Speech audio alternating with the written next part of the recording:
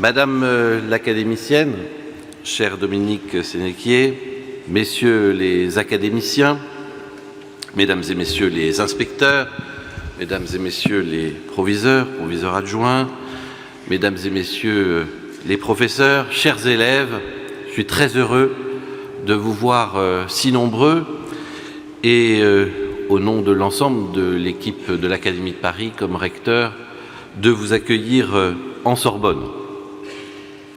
Je souhaite tout d'abord saluer l'Académie des sciences morales et politiques, puisque depuis 2020 maintenant, grâce au secrétaire perpétuel d'alors, notre partenariat est solide et permet à des milliers de lycéens d'accéder au savoir d'académiciens de renom. Je tiens à vous accueillir ici, dans le grand amphithéâtre, car il symbolise parfaitement ce cycle de conférences des académiciens en Sorbonne. Derrière moi, derrière nous, vous avez le bois sacré, une toile peinte par Puvis de Chavannes, qui représente des allégories, celles de l'éloquence, de la philosophie, de l'histoire, de la science ou de la poésie. Ici même, de grands événements se sont déroulés, le jubilé de Pasteur, par exemple, les Jeux olympiques, les nouveaux Jeux olympiques par Pierre de Coubertin, la célébration du traité de l'Élysée par le président de la République.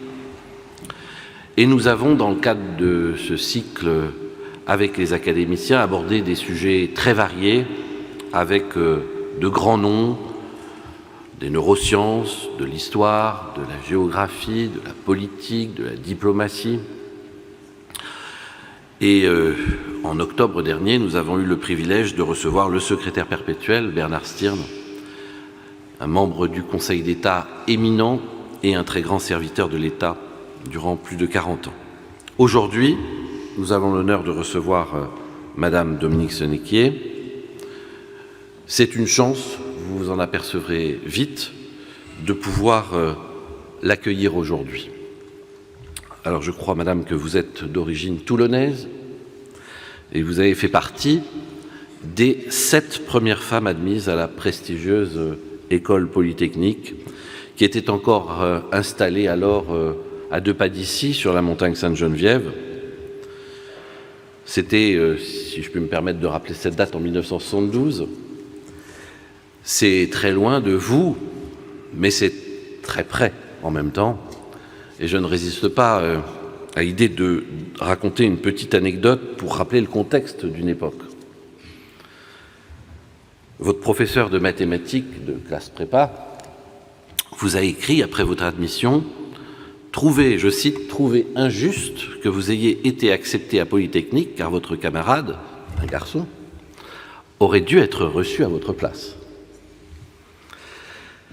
Toute une époque donc, et on ne peut que saluer le chemin parcouru depuis lors. La place des femmes à Polytechnique et dans toutes les écoles d'ingénieurs est maintenant une évidence. À la sortie de l'IX, vous choisissez le secteur du privé plutôt que les grands corps de l'État. Votre vœu est d'assurer votre indépendance et s'ensuit une carrière en tout point exceptionnelle. Après l'assurance, vous avez commencé une carrière d'investisseur en 1996 chez AXA. Et donc ça, c'est assez impressionnant, surtout pour moi qui ne suis pas du tout un homme d'argent. Chez AXA, vous investissez $1 million et 5 ans plus tard, la somme s'élève à 3 milliards $. Et en 2013, cette entreprise devient Ardian et vous gérez aujourd'hui 150 milliards $, d'actifs en Europe, en Amérique du Nord et en Asie. Mais pour vous, et c'est pourquoi vous êtes ici et c'est pourquoi vous êtes académicienne, la finance doit être au service de la société. Dès 2008, vous avez été pionnière du partage des richesses à la cession d'une entreprise. Depuis 2021, Ardian a contribué à la création du premier et plus grand fonds mondial dédié à l'hydrogène vert. Et enfin, vous vous dédiez à la mobilité sociale à travers la Fondation Ardian. J'ajoute que vous êtes régulièrement cité dans le classement des 100 femmes les plus puissantes du monde, établie par le prestigieux magazine Forbes. C'est cette qualité de femme exceptionnelle, de femme d'affaires aussi exceptionnelle, que vous allez aujourd'hui évoquer à travers l'idée d'entreprendre, l'idée d'entrepreneur. Au début de l'aventure de l'entrepreneuriat, il y a l'idée tout simple que l'on peut faire quelque chose, que l'on peut agir. Je crois qu'en effet, plus que l'enrichissement, il y a surtout l'envie de faire quelque chose, d'accomplir un rêve, de créer une aventure, de créer de la richesse au sens social du terme. Votre parcours de vie, madame, l'illustre bien. Et c'est aussi le propre de l'idée de l'école, s'élever, se relever, comprendre le monde pour le changer. Bien sûr, le mot entrepreneuriat est assez récent, mais l'idée, elle, traverse le temps, chez les hommes, chez les femmes. On peut penser à Chanel, orpheline sans le sou, échappant à un mariage forcé et créant son petit salon de modiste, et qui, à force de travail, d'abnégation, de rencontres, d'intuition, eut la consécration mondiale que vous savez, et est encore aujourd'hui un nom pour la France qui rayonne dans le monde entier. Il y a donc dans ces entreprises, mais derrière dans ces destins, quelque chose de proprement exceptionnel. Vous montrez par votre réussite, madame, qu'il n'y a pas de milieu masculin ou de milieu féminin. Il y a l'envie, il y a la volonté, celle de l'accomplissement. Vous nous rappelez aussi que les diplômes ne sont pas tout dans une France qui est très déterminée socialement et très déterminée, trop déterminée par ses diplômes. Trop souvent, selon qu'on est à 20 ans, auditeur au Conseil d'État ou manœuvre chez Amazon, on a tendance à penser que c'est pour la vie. Et ça, c'est un point dont nous sommes conscients et contre lequel il nous faut lutter collectivement, bien entendu. Alors, votre présence, chers élèves, vous permettra, je crois, de mieux comprendre ce qu'est l'entreprise, ce qu'est entreprendre, parce que je n'hésite pas à le dire, même si je suis recteur, la France a besoin d'entrepreneurs. Dans un monde de plus en plus numérique, dans un monde où nous sommes confrontés à des défis sans nom, climatiques, sociaux, numériques précisément, nous aurons besoin de l'ensemble des talents de la société que vous représentez ici pour les relever, et pour ça, il faudra oser. Il ne faudra pas penser en termes « je ne peux pas y arriver » ou « j'ai peur de l'échec ». Non. Il n'y a pas d'échec, il n'y a que des brouillons, des répétitions pour arriver, et chaque rêve peut s'accomplir. Je souhaite vraiment, à travers cet exposé que nous attendons tous impatiemment, et je vais donc m'arrêter très vite, j'espère que vous susciterez des vocations, parce que nous avons besoin d'entreprendre, nous avons besoin d'être créatifs ensemble. Merci donc, madame, pour votre présence aujourd'hui. Merci aux académiciens d'être présents aujourd'hui. Merci aux professeurs d'avoir préparé et accompagné des élèves. Et merci à vous, chers élèves, d'être présents aujourd'hui. Et je vous souhaite à tous une excellente conférence. Merci, monsieur le recteur. Merci de votre introduction. Pour compléter votre anecdote sur le professeur, je dirais qu'il avait sans doute raison, mais il avait oublié la notion de destin. Alors, pour venir sur la notion d'entrepreneur, je vais vous rappeler quelques commentaires historiques et comment, en 1930, John Maynard Keynes, le grand économiste dont vous avez certainement écouté et entendu par vos professeurs les théories macroéconomiques, écrivit un livre très connu qui s'appelle « Lettres à nos petits-enfants ». Nous sommes donc en 1930. Il y dit « Je m'attends au plus grand changement qui se soit jamais produit ». Il y prédit que dans les pays de progrès, le niveau de vie dans 100 ans sera 4 à 8 fois celui supérieur à 1930. En fait, il n'a pas fallu attendre 2030 pour le constater. Dès le début du XXIe siècle, le revenu des habitants des grands pays développés, comme les États-Unis, la Grande-Bretagne ou la France, avait déjà dépassé plus de 4 fois ce qu'il était en 1930. Qu'à d'autres a prédit Keynes.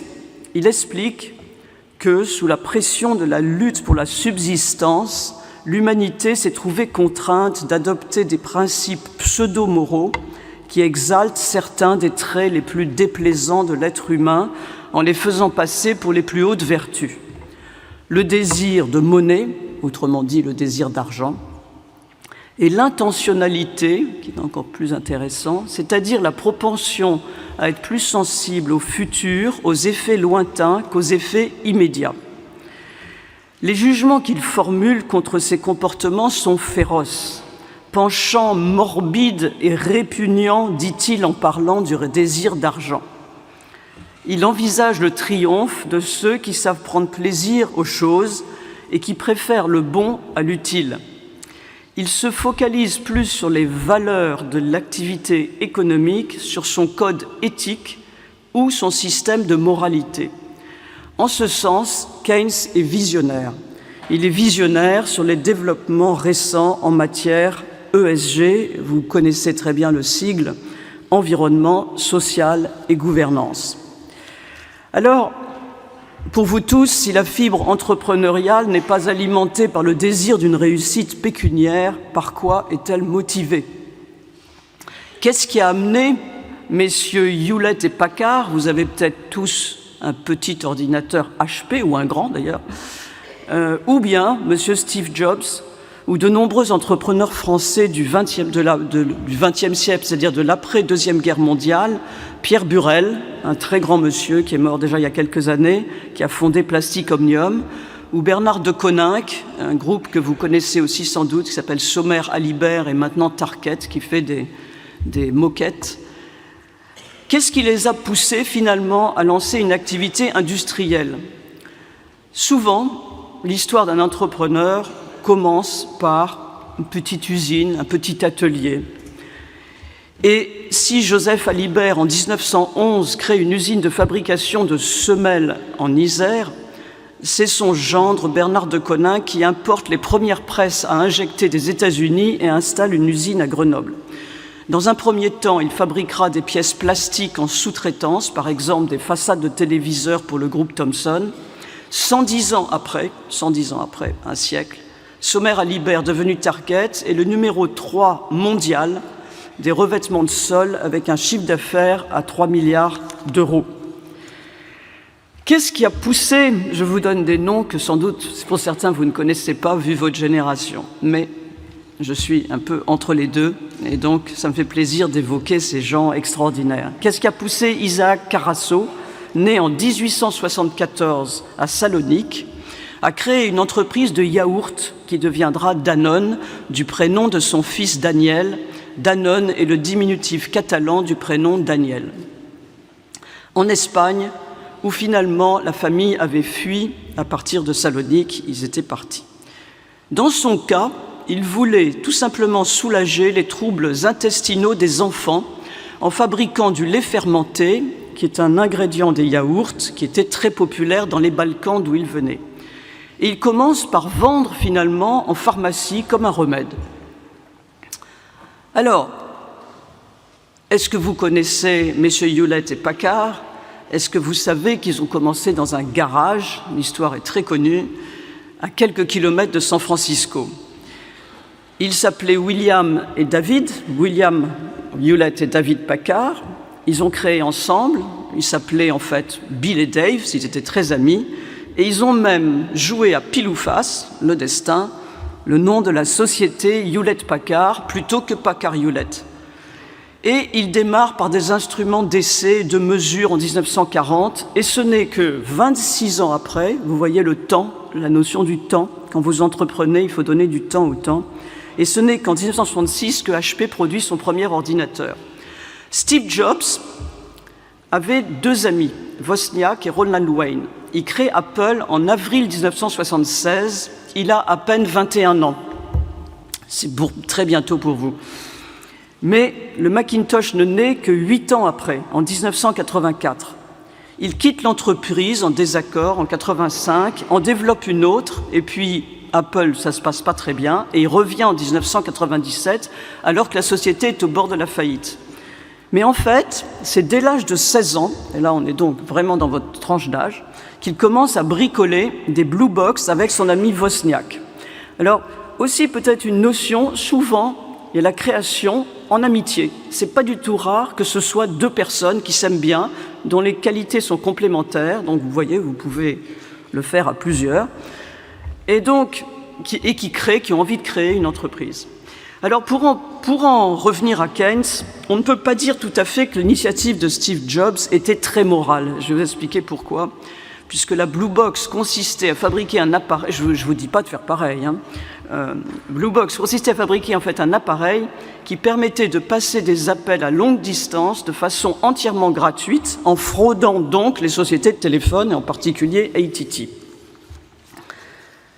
La fibre entrepreneuriale, donc, qu'est-ce que c'est? C'est avant tout le désir de créer, de partir d'une feuille blanche avec une idée et puis de l'accomplir. L'entrepreneur doit avoir de nombreuses qualités: la persévérance, la vision et l'organisation. On peut apprendre sur le tas, et ça je vous y incite, un très grand nombre de choses.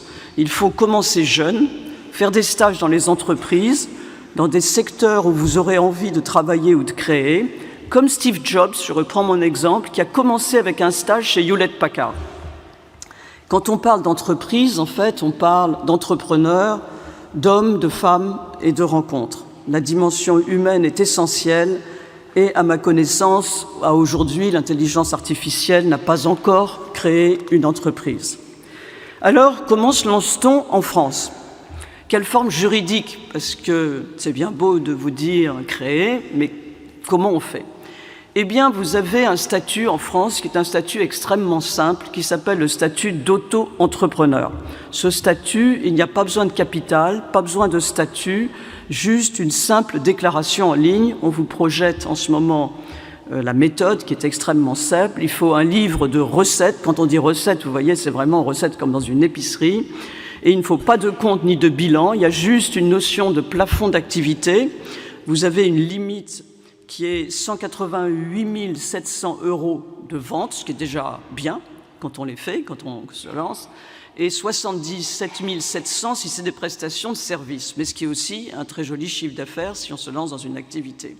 Le régime fiscal et social est simplifié, et il y a un plafond pour la TVA, tout ça est dans la slide, et vous pourrez le trouver aisément. Mais pour dire, c'est un statut qui a été inventé en France il y a pas mal d'années déjà, et qui est extrêmement simple. Bon, on exclut de ce statut, par exemple, je vous le dis pour que vous ne pensiez pas que vous puissiez l'avoir, des activités agricoles, des notaires, des experts comptables, des agents immobiliers, et les marchés financiers ne peuvent pas faire l'objet d'une création dans ce statut. Alors sinon, vous avez une deuxième forme qui n'est pas très compliqué, mais un peu plus, qui s'appelle des SARL, des sociétés à responsabilité limitée, ou bien des EURL, des entreprises uniques à responsabilité limitée, avec donc des gérants. Et enfin, alors après, c'est pour quelques années après la création d'une entreprise, vous avez ce qu'on appelle des sociétés anonymes, et là, qui ont différentes formes, sociétés, vous le savez, conseil de surveillance et directoire, des sociétés à conseil d'administration, voire même en France, il existe encore la notion de société en commandite par action. Pour vous dire, par exemple, si vous avez entendu le nom, j'en suis certaine, du groupe de luxe Hermès, qui est une société qui date de peut-être 150 ans, cette société est toujours une société en commandite par action, c'est-à-dire que c'est la famille qui gère la société. Alors, votre génération, beaucoup plus jeune, a entendu parler des concepts d'entreprise à mission, ou bien la nécessité de ce qu'on définit, qui est une raison d'être, c'est-à-dire deux notions introduites par la loi Pacte de 2019. C'est pour ça que c'est relativement récent. Mais il y avait déjà eu cette notion dans une loi en 2001 qui s'appelait les nouvelles régulations économiques, et on commençait à évoquer la notion de rôle sociétal de l'entreprise. Alors, ça ne change en rien, il faut le comprendre, vous avez la notion de droit, c'est-à-dire vous faites votre société, Et vous pouvez additionner, dire cette société, c'est par exemple, société anonyme, elle sera une entreprise à mission. Donc, ça ne change en rien, mais ça permet d'intégrer cette notion dans ce qu'on appelle l'intérêt social de la société dans les statuts. Donc, la raison d'être, elle couvre en fait un projet à long terme. Alors, à l'écran, là, je ne le vois pas moi-même, mais vous avez quelques exemples. Reprenons Danone, la raison d'être, c'est apporter la santé par l'alimentation au plus grand nombre.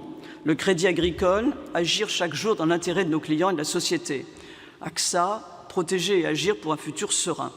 Alors, je vous cite pas l'ensemble, mais ça veut dire que les sociétés, maintenant, avec, vous savez, toutes les nouvelles normes ESG et les agences de notation qui notent les questions environnement, social et gouvernance, eh bien, il y a cette notion. Et donc, les grandes sociétés, pratiquement toutes, cherchent et établissent une raison d'être. Ça inclut aussi des objectifs sociaux et environnementaux et aussi une bonne gouvernance avec un organe de contrôle. Quand on dit un organe de contrôle, c'est généralement, on va dire, on simplifie, un conseil d'administration qui doit aussi avoir un salarié, ça c'est important, dès que la société a plus de 50 personnes. Alors, les engagements de ces sociétés où il y a une raison d'être, entreprise à mission, elles s'appuient sur des objectifs de développement durable qu'a défini l'ONU.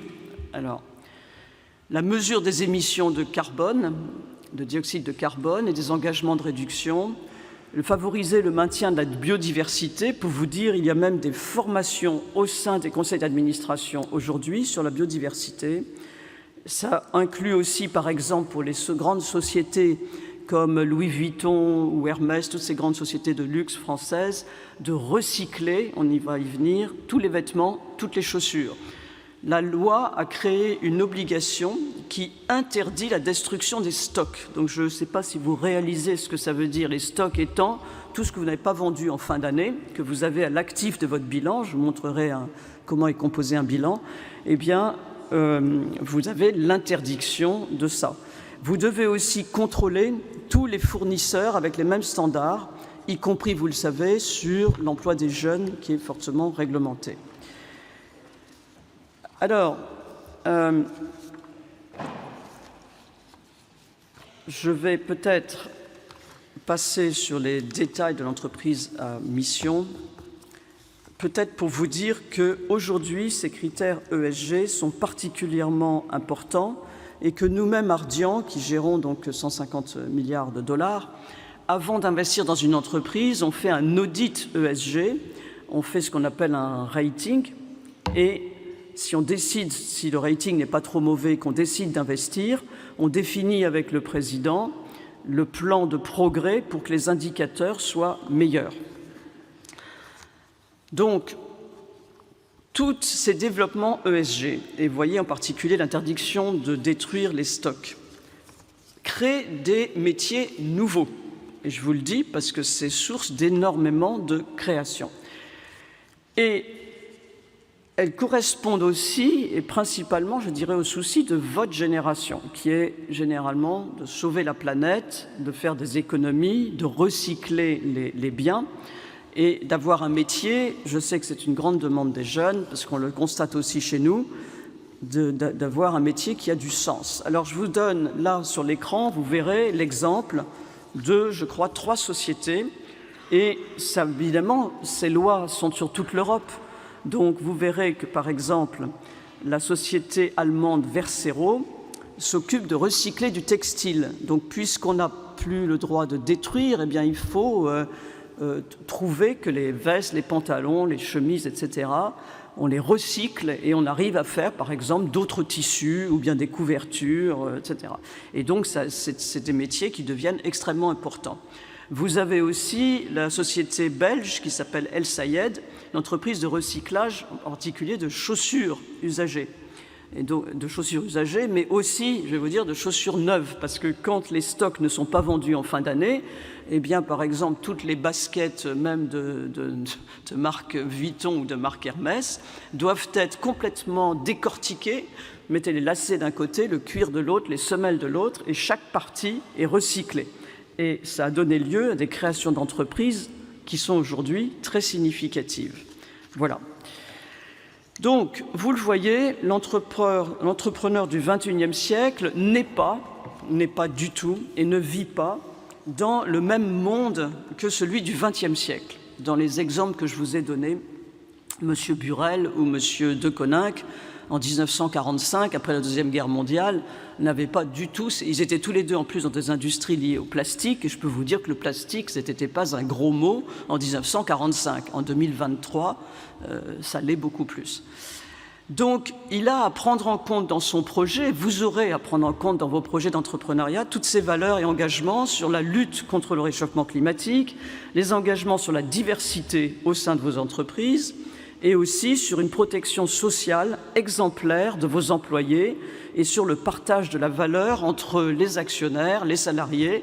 C'est-à-dire que, imaginons que vous soyez très successful, comme on dit en anglais, que vous ayez un grand succès, que vous ayez 20 employés, eh bien très vite vous verrez que vous aurez à penser à la redistribution de vos propres gains avec les personnes que vous employez.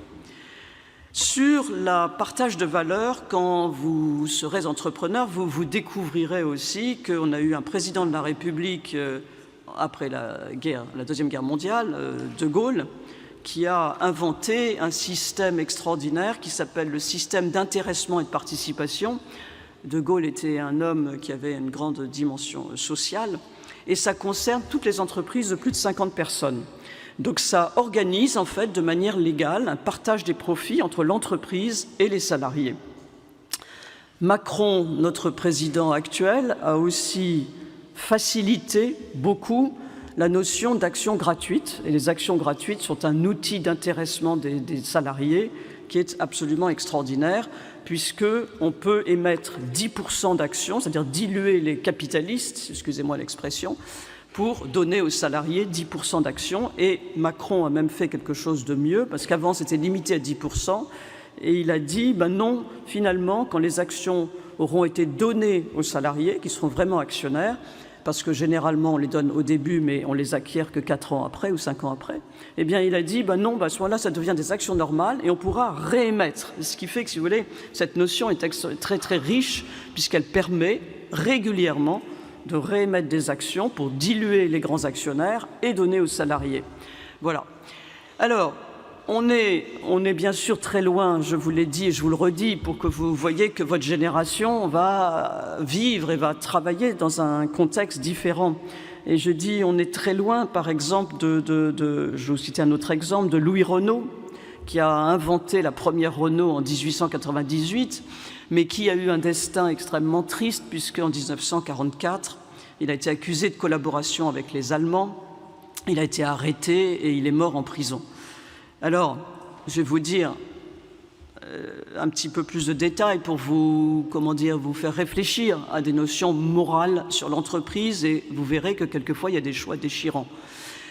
En 1936, dans les usines de Renault, les ouvriers de Renault à Boulogne-Billancourt sont devenus des champions de l'amélioration des conditions de travail et de vie et de la lutte ouvrière syndicale en France. Pour vous dire que Louis Renault permettait ça, et donc c'était un président et un fondateur moderne. Quand on parle d'éthique dans les entreprises, on doit aussi s'appesantir, et vous en aurez, si vous créez vos entreprises, vous en aurez.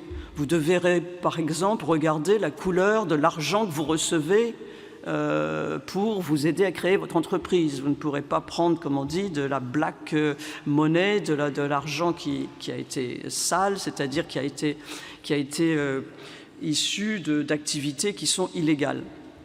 Donc, quand on parle en fait d'éthique, on doit donc s'appesantir, et c'est assez facile de condamner, mais il est moins aisé de savoir ce qu'on aurait fait ou ce qu'on ferait à leur place. En 1942, les Allemands bombardent les usines Renault. Il meurt 500 personnes et 2000 autres sont blessés. Louis Renault décide de reconstruire et maintenir la production sur le site pour maintenir l'emploi. Et malheureusement pour lui, évidemment, la production va aux Allemands, ce qui lui vaudra son arrestation. Donc, fallait-il choisir de continuer à produire, ou fallait-il arrêter, mettre tout le monde au chômage? Donc les choix ne sont pas simples dans la vie et il a fait un choix qui lui a valu sa mort. En 2023, et ça vous allez sans doute me reprocher mon commentaire, mais je vais avoir le courage de le faire quand même, de nombreuses entreprises pétrolières sont attaquées pour la production d'énergie fossile, vous le savez. Et même les jeunes, tous les jeunes, ne veulent plus aller y travailler, ce qui crée des problèmes très importants d'ailleurs de recrutement pour, en particulier, notre champion national, si je puis dire. Il est quand même champion puisqu'il est 5e du monde, il s'appelle Total. Il compte 105 000 salariés, c'est plus que Renault à l'époque, dans 130 pays. Alors, que doit-on faire? Doit-on vilipender? J'ai vu que Bruno Le Maire, effectivement, enlevait le label ISR, donc investissement socialement responsable, à toutes les entreprises qui continuent à faire des recherches dans le domaine du pétrole. Ou bien faudrait-il donner un petit peu de temps aux managers pour réorienter l'entreprise? On sait tous qu'il faut réduire le CO2, on sait tous qu'il y a un problème de réchauffement climatique, on sait tous que ça ne se fait pas en un jour. Et donc, je vous redonne mon exemple. S'il a fallu 100 ans à Sommer, à Libert, pour passer des semelles de chaussures au revêtement de sol et devenir le 3e mondial, peut-on demander à Total de devenir en très peu d'années une société produisant 100% d'énergie renouvelable? L'histoire des entreprises et de vous tous, ici dans la salle, c'est une histoire de talent humain et de temps. Le talent et votre talent vous donnera la vision, l'envie de créer, et le temps vous permettra de faire évoluer cette vision avec les changements du monde. Vous savez, vous connaissez tous, vous l'avez appris, vous connaissez ce poète Jean de La Fontaine, il disait « Patience et longueur de temps fait plus que force ni que rage ». Alors, nous avons parlé des formes juridiques de l'entreprise, alors parlons un petit peu des comptes et de la finance. Pour avoir du succès, on doit avoir une vision, la vision d'un produit, la vision d'un service, mais on doit malheureusement aussi un petit peu comprendre les chiffres, la comptabilité, la finance. La clé du succès est certainement la compétence à savoir discerner les qualités aussi dans son entourage. Donc vous voyez qu'un entrepreneur doit avoir beaucoup de qualités. Il doit aussi savoir recruter. Vous qui créerez, vous serez le leader et donc vous devrez donner la direction. En fait, le chef doit donner la direction. Après, avec un statut d'auto-entrepreneur, vous ne devriez pas être extrêmement, je dirais, alourdi par les travaux administratifs. Le capital d'une société, vous le savez, est divisé en un nombre d'actions. Le bilan, c'est quelque chose de simple, on va vous le présenter. Je ne vais pas m'alourdir là-dessus parce que vous avez des professeurs pour vous présenter ce qu'est un bilan. Et si vous commencez par le premier statut d'auto-entrepreneur, cela sera relativement facile. Alors maintenant, il y a encore un ou deux petites difficultés. Je suis désolée. De toute façon, ça ne vous empêche pas de vous lancer, hein, parce que c'est en marchant qu'on apprend à marcher. Donc, c'est que la Commission européenne a adopté donc des standards qui s'appellent le European Sustainability Reporting Standard, qui s'appliquent aux sociétés qui doivent fournir de l'information sur d'après la directive européenne sur ce qu'on appelle le sustainable, enfin donc.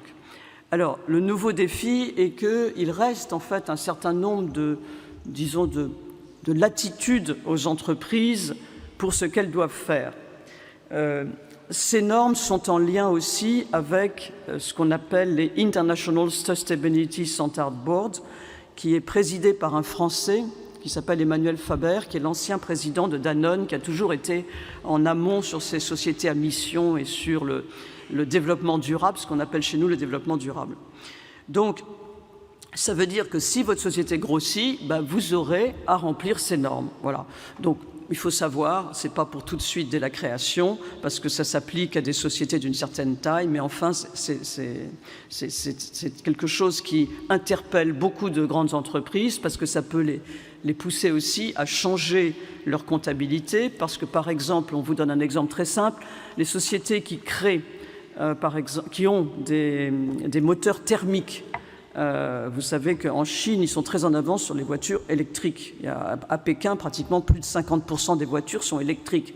Donc on pourrait dire que tous les gens qui font des moteurs thermiques, soit au diesel, soit à l'essence, eh bien, ils doivent amortir, s'ils ne peuvent plus produire de voitures, tout ce qu'ils ont à l'actif, l'amortir très rapidement, et donc ils peuvent être en faillite. Donc c'est des notions qui sont aujourd'hui extrêmement dangereuses, je veux dire, pour une nouvelle vue économique des entreprises. Voilà. Un académicien éminent, Yves Codmet, qui est professeur émérite à l'Université de Paris Panthéon-Assas, a écrit récemment un article fascinant sur ce thème un peu subtil, je dois vous l'avouer, mais je vous le dis quand même, des nouvelles régulations et obligations de compliance et de vigilance qui sont imposées aux entreprises. Voilà.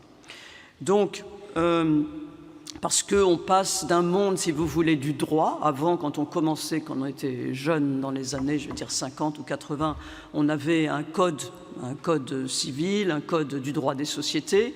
Aujourd'hui, à cela s'ajoute un certain nombre de régulations qui peuvent être quelquefois un peu plus floues.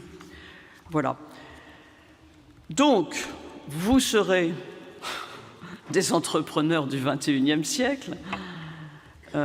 Et donc, vous voyez que je ne veux pas vous dégoûter en vous disant que vous aurez dans 30 ans, après la création et après le développement, des obligations, vous apprendrez en marchant, mais néanmoins, ce sont des nouvelles entreprises qui sont chargées, à travers leur plan de vigilance, de mettre en œuvre des promesses climatiques qui sont très importantes. Voilà.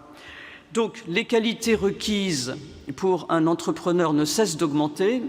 Il lui faut non seulement toutes celles qui étaient nécessaires, on va dire, au XXe siècle, l'envie, le désir, mais une faculté d'adaptation accrue pour un monde technologique qui change de manière très rapide, un monde de réglementation, quelquefois mouvante, et un environnement géopolitique qui est moins favorable, vous le voyez aujourd'hui, qu'entre 1950 et 2010. Donc, mais même si cela requiert d'être accompagné de plus en plus d'experts, de plus en plus de compétences pointues, la réussite entrepreneuriale, pour vous tous, sera sans doute une des réussites humaines les plus valorisantes, car elle résulte fondamentalement d'un travail collectif où beaucoup de vertus sont requises. Les vertus cardinales, vous les connaissez, vous les avez appris à l'école, qui sont célébrées depuis l'Antiquité grecque, c'est-à-dire la prudence, on l'a dit tout à l'heure, la tempérance, la force d'âme, la justice aussi, la justice envers vos employés, mais on peut y ajouter aussi le dévouement, la solidarité, la sagesse, l'humanité. Donc, chacun d'entre vous qui a toutes ces qualités, ou une petite partie, peut se lancer dans la création d'entreprises. Donc, pour conclure, et pour plagier un grand philosophe qui a dit « Quelle que soit la difficulté d'une œuvre philosophique, il y a un foyer incandescent qui est une idée autour de laquelle tourne une œuvre. » Eh bien, il en est de même pour l'œuvre de l'entrepreneur. Voilà, je vous remercie.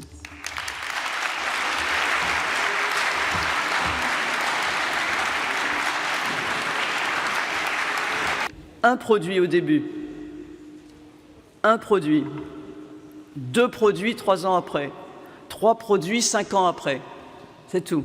Et maintenant, on a 150 produits, 150 fonds en gestion. Donc, allez lentement, pensez au client, d'abord client, et qu'est-ce que le client a envie d'acheter. Voilà. Donc, peut-être, madame, pour illustrer votre propos, quel était le produit ? Ah, le produit, c'était simple. Le premier produit, c'était un fonds qui était dédié à un pays, qui était la France, et qui rachetait des entreprises, disons, dont le chiffre d'affaires... Alors, c'était en 96, donc c'était le franc français, et on va dire que c'était des entreprises qui faisaient pas plus de... on va dire peut-être 1 milliard de francs français, enfin 150 millions, on va dire, d'euros d'activité. Voilà. Donc ne pas se lancer au départ, parce que je pense que c'est un peu la question de monsieur, sur une activité trop diversifiée. Il faut y aller progressivement. Je trouve, c'est pour ça que j'ai insisté beaucoup, vous l'avez entendu, sur les questions de recyclage. Je trouve que dans ce domaine du recyclage, il y a énormément de choses à faire. Voilà. Donc vous pouvez regarder vous-même, parce que Google est quand même une grande source d'informations. Les entreprises qui sont, par exemple, je dis n'importe quoi, sur le recyclage du cuir, des chaussures, et puis il y a une demande colossale. Et donc, si vous créez une petite entreprise dans ce domaine-là, croyez-moi, elle aura très vite des clients. Voilà. Et en plus, les sociétés, comment vous expliquer, le critère ESG, il va aussi avec le fait de faire travailler des petites entreprises. Et donc, je pense que c'est un secteur simple, abordable, et vous pouvez faire très vite quelque chose. Alors, je vais peut-être vous dire qu'on sera ravis de le faire, on le fait déjà, on sera ravis de le faire plus. On a une fondation qui s'appelle la Fondation Ardian, qui a un budget significatif et qui aide énormément Alors, elle est dédiée, on va dire, à la petite enfance défavorisée, parce que toutes les études montrent que c'est tout dans l'âge entre 0 et 4 ans, 4 à 6 ans, qu'il faut absolument accompagner les enfants qui grandissent dans un milieu pauvre où quelquefois ils n'ont même pas tout à fait de quoi manger. Donc notre fondation, après avoir été beaucoup liée à l'association Fratelli qui faisait beaucoup de mentorship d'étudiants plutôt même un peu plus âgés que ceux qui sont dans la salle et pour les préparer aux études supérieures et ensuite à l'intégration professionnelle. On fait toujours ça, mais on s'est beaucoup focalisé sur la petite enfance. Alors, nous, on est extrêmement favorables et on a en permanence, on est 1050 dans le monde, on a 19 bureaux, on a en permanence, je dirais, une centaine de stagiaires. Ces stagiaires étant des stagiaires généralement de facultés, de grandes écoles, d'écoles de commerce, de toutes sortes de formations. On ne fait pas de différence, il y a des interviews et on recrute et on a 10% de notre effectif qui sont des stagiaires. Donc on donne énormément. Maintenant, on a aussi des demandes. Je vous dis d'abord déjà ce qu'on fait, puis après on peut discuter de ce qu'on pourrait faire avec vous, mais on sera ravis en tout cas de le faire et de l'étudier, mais l'étudier et de le faire. Il y a dans classe, je crois, de 3e, je ne me souviens plus si c'est collège, mais je crois que c'est plutôt collège, il y a un stage qui est court, à mon avis, de 1 semaine, c'est ça, où on nous envoie des jeunes. Moi, j'appelle ça des enfants, mais c'est des jeunes en 3e, c'est pas des enfants. Et donc, ils viennent. 1 semaine, c'est très, très court. Très, très, très court.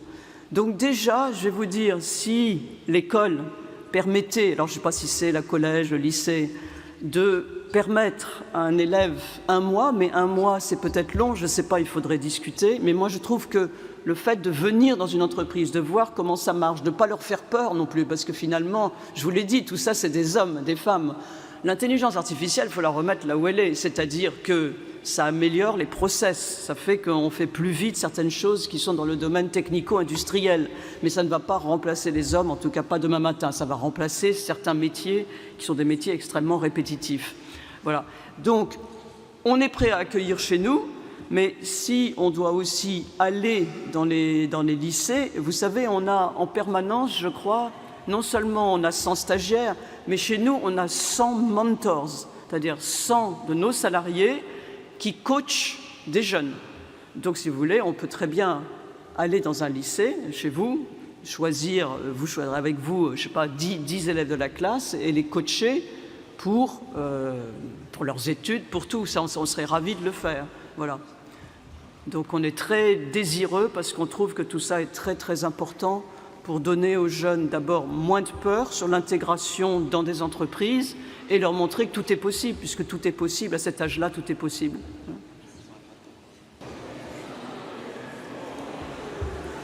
Ah, écoutez, ça dépend dans quel pays. Ça dépend dans quel pays, je vais vous dire. Il y a un degré dans le machisme. On va rentrer dans un sujet compliqué. Et j'aime pas trop, mais c'est quand même la vérité. Et c'est moins vrai sans doute pour votre génération. Moi, quand j'ai commencé en 1975, je peux vous dire que l'Angleterre en particulier était extrêmement sexiste. En 1975, le Japon ne regardait pas les femmes dans le domaine professionnel. Alors, c'est totalement différent, je vais vous dire, du Moyen-Orient et de la Chine. Parce que la Chine, Mao Tse-tung a eu des défauts et des vertus, comme chacun d'entre nous. Une vertu, ça a été pour les femmes, ils ne voulaient pas faire de distinguo. entre les hommes et les femmes, ce qui a été très très très dur parce que du coup, à la limite, il n'y avait même pas de congé de maternité, donc c'était un peu violent. Maintenant, 50 ans après, ça veut dire que les femmes sont dans les entreprises en Chine tout à fait au même niveau que les hommes. Au Moyen-Orient, je n'ai jamais eu la moindre difficulté, si vous pouvez le croire. C'est absolument extraordinaire. Tous mes partenaires qui sont les fonds souverains de Abu Dhabi, de Koweït, etc., il y a beaucoup de femmes qui travaillent et ils ont toujours eu un grand respect pour moi. Voilà. Alors, vous voyez bien, j'ai évité habilement la France. Voilà. Donc, voilà. Alors, écoutez, aujourd'hui...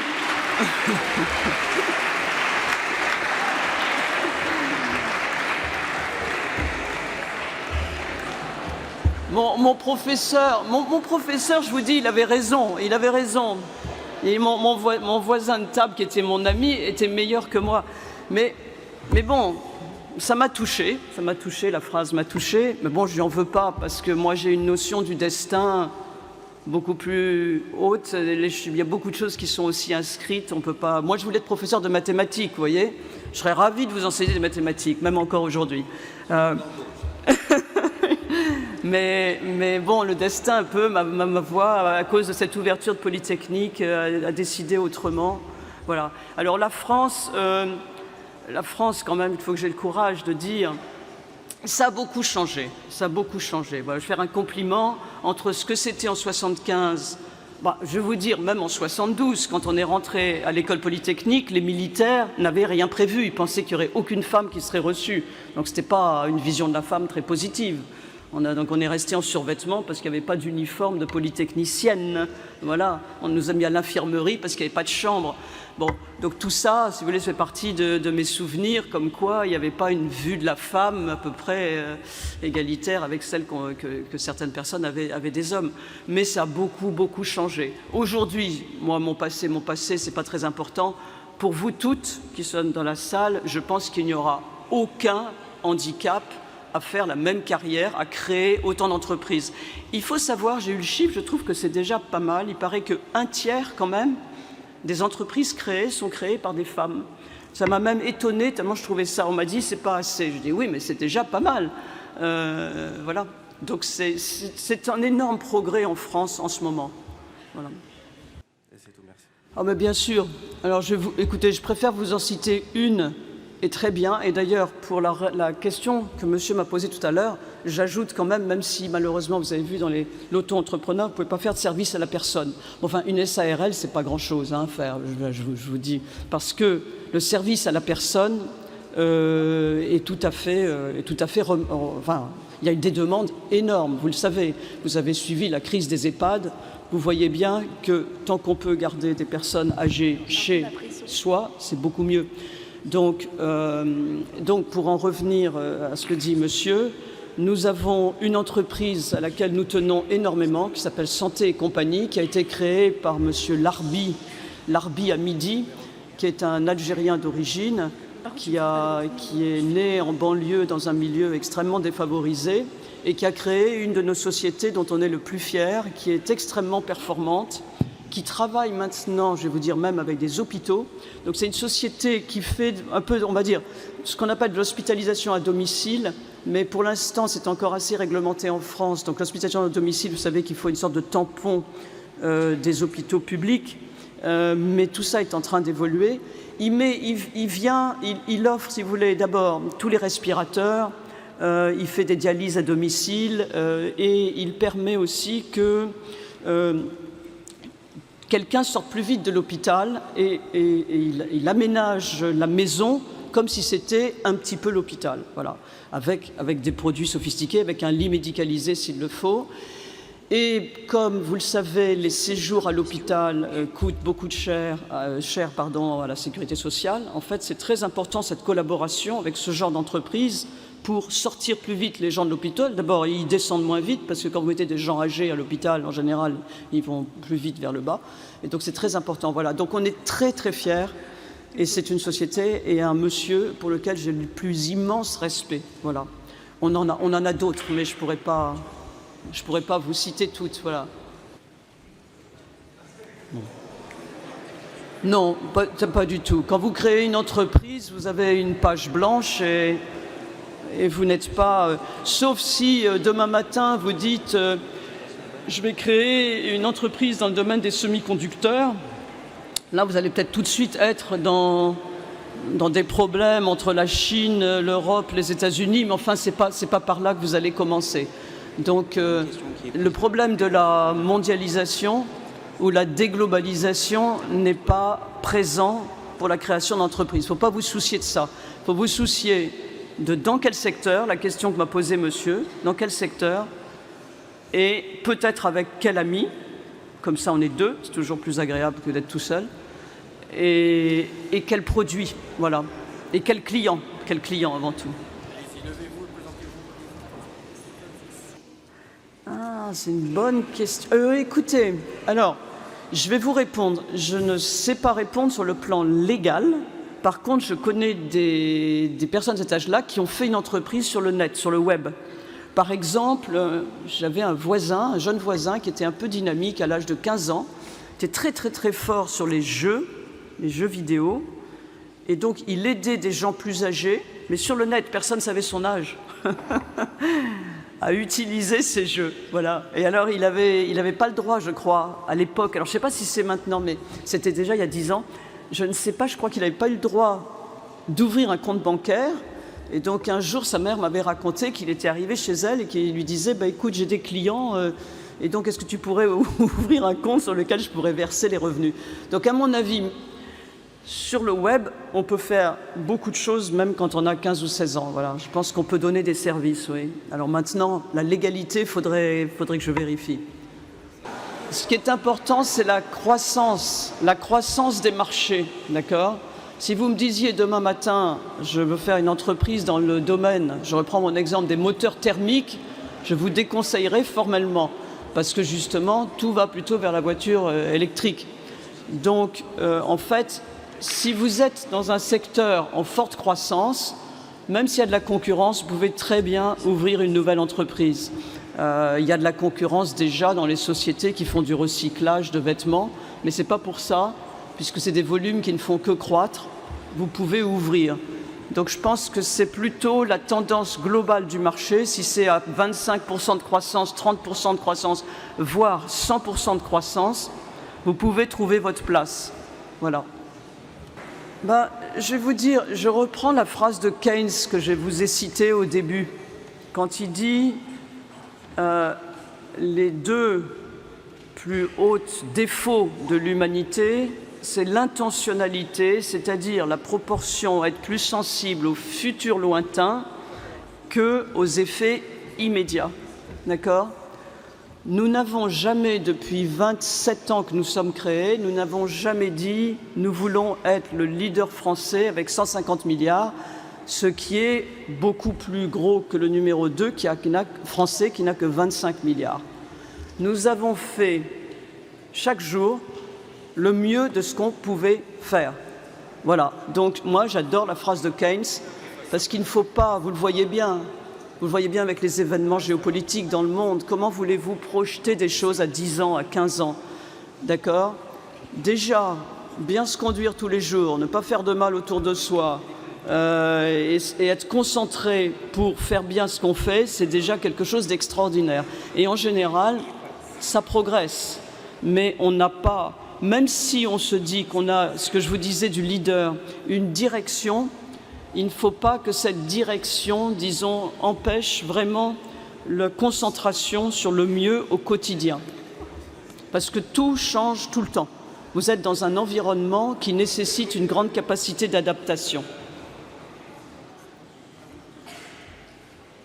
Écoutez, vous allez me dire que je suis au ras des pâquerettes. Il faut que vous ayez plus de chiffre d'affaires que de dépenses. D'accord? Et c'est pour ça, hier ou avant-hier, je voyais des jeunes... Chut, s'il vous plaît. Je voyais des jeunes femmes entrepreneurs. Et je leur ai dit, il faut vous focaliser sur les clients. Il faut que vous ayez des clients. Si vous n'avez pas de clients, ce n'est pas la peine d'embaucher des gens. Donc déjà, il faut que vous ayez l'idée d'un produit. Ensuite, vous trouvez le client, d'accord? Donc ça vous donne une idée normalement de ce que vous allez pouvoir faire. Vous avez vu, vous avez des limites au statut d'entrepreneur de toute façon. Hein. Sur 78 000 €, c'est déjà bien. Quand on commence, si c'est la première année, c'est même énorme. Et donc, il faut adapter vos dépenses simplement à ce que vous prévoyez de gagner. Voilà. Il ne faut pas mettre, comme on dit en langage très simple, il ne faut pas mettre la charrue avant les bœufs, c'est-à-dire les dépenses avant de voir les recettes. C'est la seule chose à vraiment faire de manière très consciente pendant les premiers 12 mois. Parce que si vous demandez de l'argent, de l'aide à vos parents, à des amis, à des business angels, ça va pas être formidable. Ça peut être une incitation à aller trop vite, à trop dépenser. Il faut déjà que vous puissiez avoir une vue de votre entreprise autonome. Vous et votre ami, quels sont nos clients, quel est notre produit, comment on va se différencier, voilà. Et ensuite, vous payez la première année si vous y arrivez. C'est une très très bonne idée, c'est une très très bonne idée. Je vais vous dire que même nous, à l'intérieur d'Ardian, on a une start-up innovation. Parce qu'on veut que... Vous écoutez la réponse, s'il vous plaît? On veut que des salariés à nous puissent, disons, nous proposer des start-up, nous proposer des projets innovants. D'accord? Donc, je pense que ça serait une très bonne idée. Il faudrait voir en quelle classe, par exemple, en quelle classe, mais ça serait très intéressant. Je pense que vous avez beaucoup d'acteurs qui peuvent vous aider. Vous pouvez avoir... Il y a une association pour tous les investisseurs. Vous avez bien sûr Station F. Ils peuvent le faire, parce que Xavier Niel, je suis sûr que ça l'intéresserait. Mais vous avez aussi une association qui regroupe toutes les personnes qui font le même métier que nous, de l'investissement. Et c'est certain que ces gens-là sont capables d'aller dans des classes et faire travailler les étudiants, les lycéens, en leur demandant quelles sont leurs idées, et ensuite les faire réfléchir quelles sont les bonnes, quelles sont les mauvaises. Donc ça, je pense que c'est une très très bonne idée que vous suggérez. Voilà. En fait, je l'ai créé 2 fois de suite, en fait, parce que dans les années 80, disons, j'étais rentré dans un groupe d'assurance et il m'a demandé, ce groupe, de créer une entreprise, une filiale. Donc j'avais, excusez-moi, je ne sais plus faire le calcul de tête, j'avais quoi, 30 et quelques années. Et c'était une entreprise qui investissait justement dans ma spécialité d'aujourd'hui, qui est les titres non cotés. D'accord ? Ensuite, 11 ans après, je suis parti parce que ce groupe avait des problèmes. Il avait en particulier fait une faillite immobilière. Et donc, je suis rentré chez AXA. Et là, je connaissais bien le fondateur, dont vous avez entendu le nom, Claude Bébéard. Et il m'a dit, je veux que tu fasses la même chose que tu faisais. Tu crées une entreprise qui va investir dans les titres non cotés. Et là, j'avais 42 ans. Voilà. Donc, j'en ai créé une vers l'âge de 35 ans, et ensuite une autre. Et en 2012, c'est le groupe AXA qui a voulu nous vendre. Et donc, avec tous les salariés de l'entreprise et quelques investisseurs, on a racheté la société, elle a changé de nom, elle est devenue Ardian. Donc, je pense qu'on peut créer à tous les âges, mais l'idée de créer, on m'a parlé de 16 ans, mais 20 ans, le plus tôt est le mieux. Voilà, le plus tôt est le mieux. Vous savez ce que disait Dassault?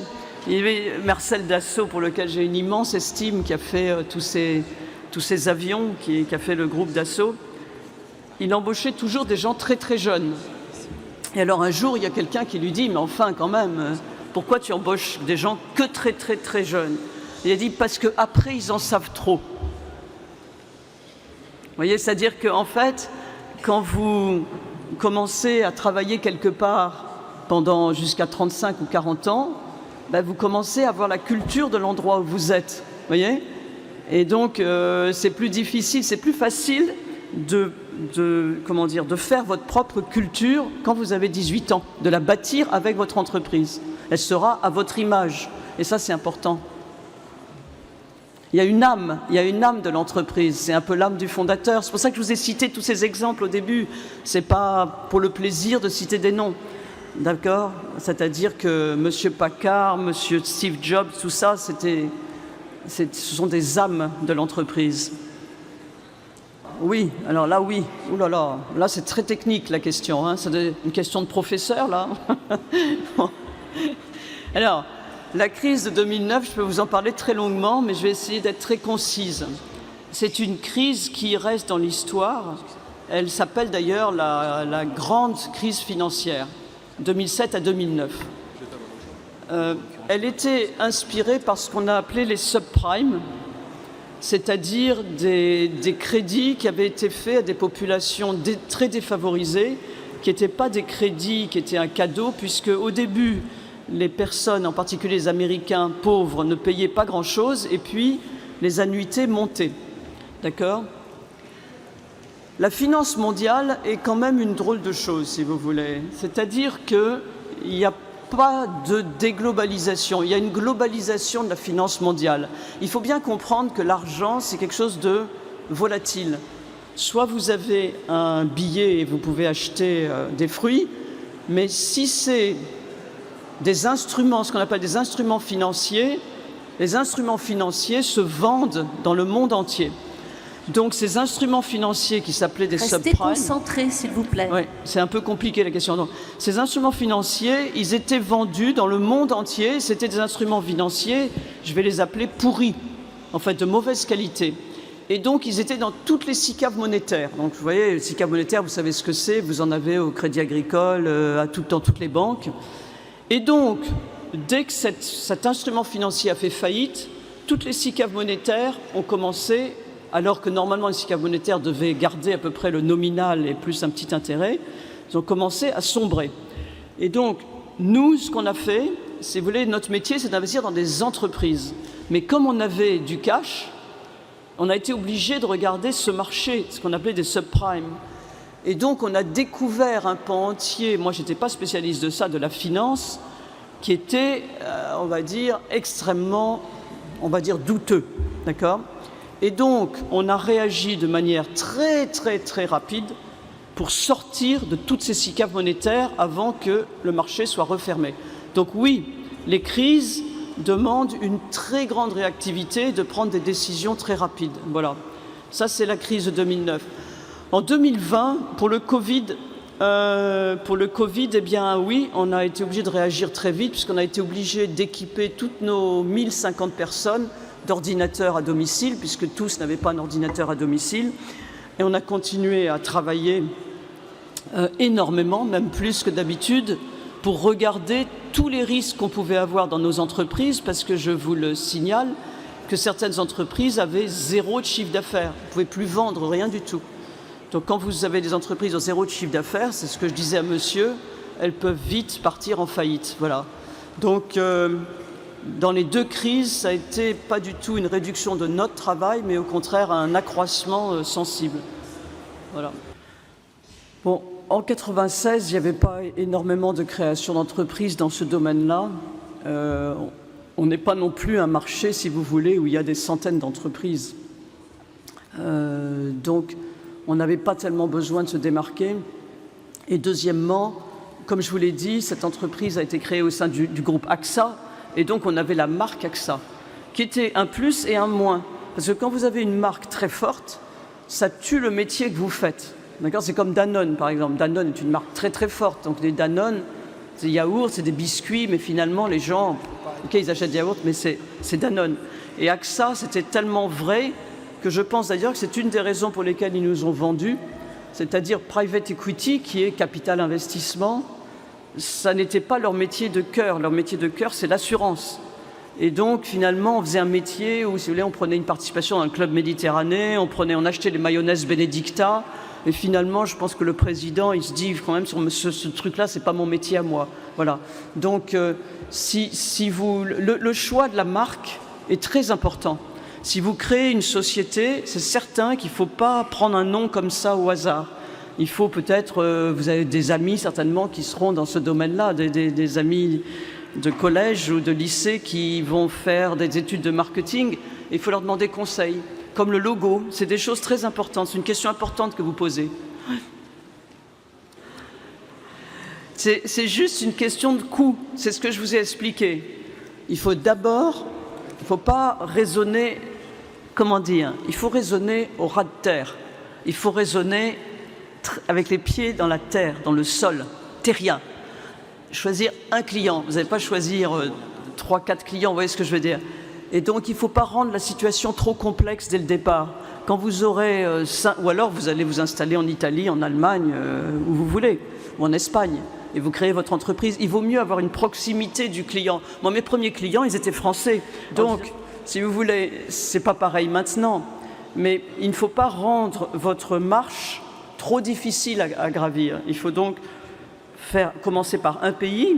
Et je vous dis, mes premiers clients étaient français. Bon, en fait, oui, ils étaient français, mais je connaissais des gens au Québec et une personne en Hollande, donc on a eu 2 clients étrangers. Voilà.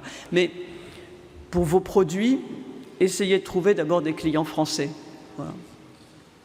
Mais après, si ça marche, vous élargirez très très vite. On reçoit toutes les demandes de stage et tous les CV, et ensuite les personnes sont interviewées. Et en fonction aussi des besoins de l'entreprise, là où on a besoin de stagiaires, et aussi en fonction de l'impression générale qu'on a au cours de l'interview, si on sent la personne très motivée, travailleuse, généralement, ils sont pris. On regarde, je vais vous dire, moi, j'ai jamais... Une fois, il y a un ancien patron d'AXA qui m'a appelé, parce qu'on avait du succès, et il me dit « Quels sont les diplômes de tes gens ?» Et je lui ai dit « Je n'en sais rien. Je m'en fiche. Excusez-moi de vous le dire, je suis pourtant dans une grande université. Je ne devrais pas dire ça. Mais ce qui compte, si vous voulez aussi, c'est la volonté de quelqu'un d'être intégré dans une collectivité, d'avoir des bons rapports humains avec ses proches, okay, et de travailler. Mais en général, c'est ce que j'ai dit aussi dans mon discours, on apprend beaucoup de choses sur le tas. Il y a des choses qu'on apprend à l'école, on apprend à lire, on apprend à compter, on apprend à écrire, on apprend la base. Mais beaucoup de choses dans une entreprise ne s'apprennent pas dans des universités. Donc il faut absolument commencer tôt. Donc c'est bien d'avoir un bagage, d'accord ? Mais je vais vous dire, c'est même quelquefois l'inverse, c'est-à-dire on voit des gens quelquefois surdiplômés qui ont fait Polytechnique, Berkeley, machin, truc. En général, ça marche pas. Parce qu'ils ont reculé le fait d'entrer dans la vraie vie, dans la vie active. Et c'est vrai ce que je vous dis, c'est pas gai forcément, mais quelquefois c'est des échecs. Donc la vie active, le fait de savoir travailler en équipe sont des qualités, vous ne pouvez pas imaginer, c'est déjà plus de 50% de la réussite.